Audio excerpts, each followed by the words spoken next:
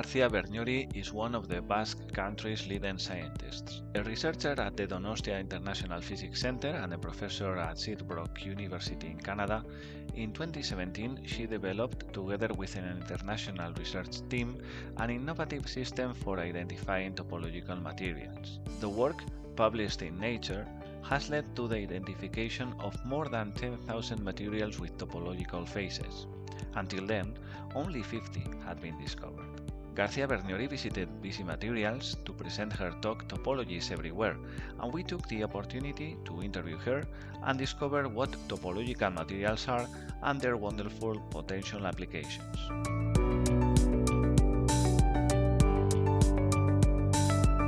Topological materials are a new type of materials unknown before till 1980s, where the quantum Hall was measured for the first time, and they violate the topological classification of matter based on single particle, based on non-interacting electrons that was done at the beginning of the century, where materials were classified between metals, insulators and semiconductors. So topological materials are like a superposition between metals and insulators, in a sense that if we look at in the bulk, they are insulators, but when we look at the surface, they have metallic surface states that are very, very robust, which means that they are very difficult to destroy. So imagine that you have a tomato can. So you have tomato inside, which is insulating, surrounded by a metallic cover. One could say, okay, but if I remove the cover, then I would get an insulator. If you remove that cover, you will have another cover, and another cover, and another cover. So it's impossible to get rid of that metallic surface state. So this is what we say, that they are insulating in the bulk and metallic at the surface. And of course, this has many interesting potential applications. The thing with topological materials is that they were considered something exotic, something very rare, like these properties could only exist in a few of them. There were many theoretical predictions, but then just a few materials, like of the order of 50, something like that, even though there was like the whole world looking for them, and these 50 materials were more like a variation of the same stoichiometry of a material, like bismuth, selenite. Okay, bismuth, selenite, and sulfur. Bismuth, tellurite, and sulfur.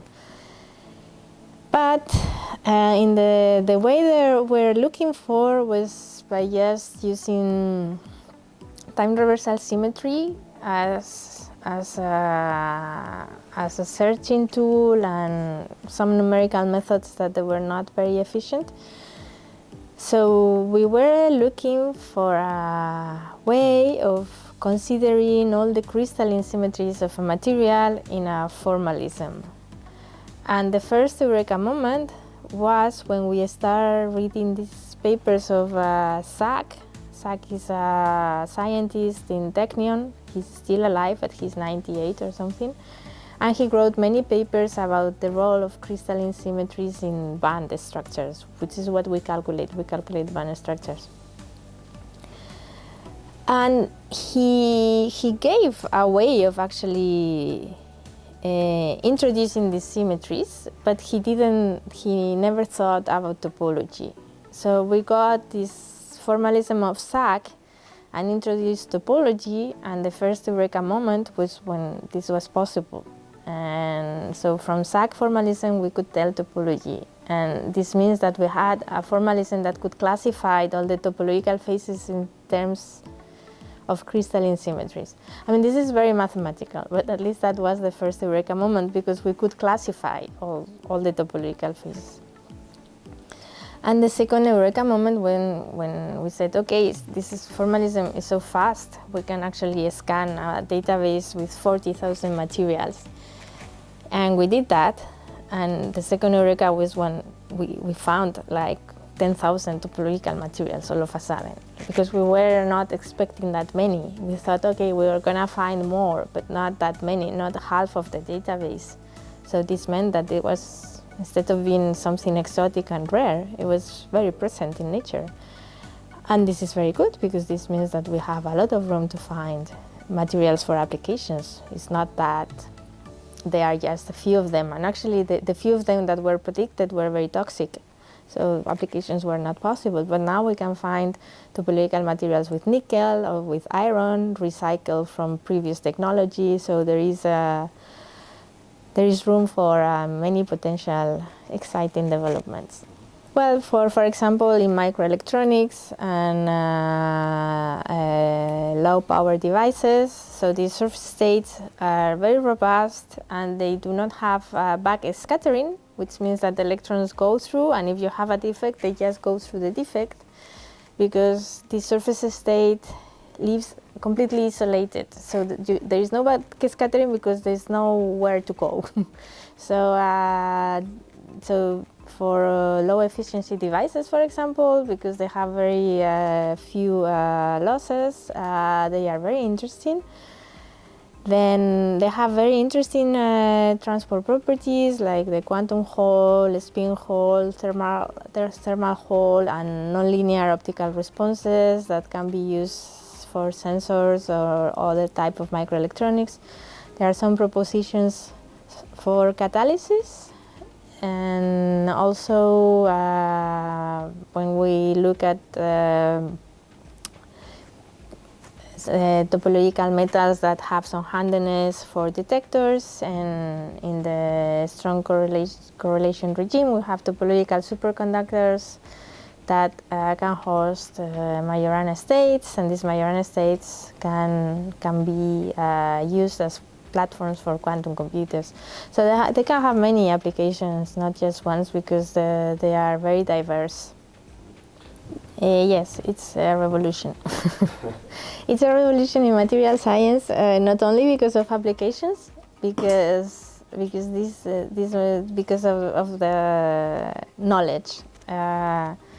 So we didn't need to develop new formalism in a sense that we are using the same Hamiltonian. We are using the same theory that was used at the beginning of the century. It was just hidden. Because for frustrated magnets or superconductivity, you need new theory. But we didn't need new theory for this. There is a new quantity which is called the very phase that was hidden in the theory. So it's really a revolution. And why this very phase was missed is a mystery. Because they are the greatest mind of the 20th century developed quantum mechanics, and they missed a simple phase.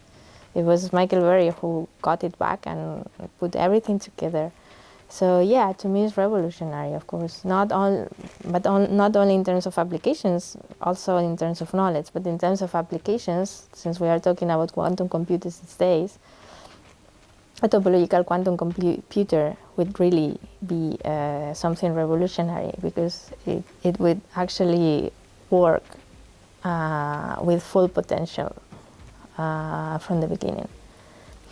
Well, we have something like 50,000 visits per month, which is good, and we have many citations. So this means that people are using it and they are citing it. And I mean, I can identify new, like 4 or 5 materials a year that comes from people who cite the database. So yeah, it's actually helping. The thing is that from lab characterization of a good material to make it to the market is not really in our hands. So all technology is based on silicon.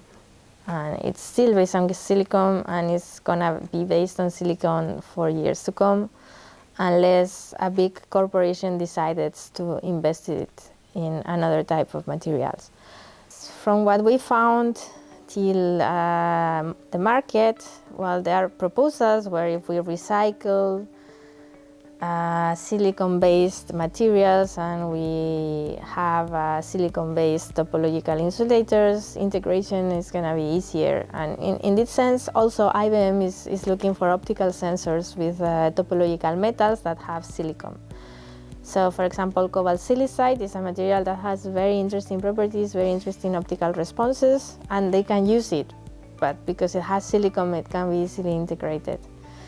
So it's not on us, it's on industry, and then also, of course, can governments push in that direction by funding some of the developments? Yes, they could do that too.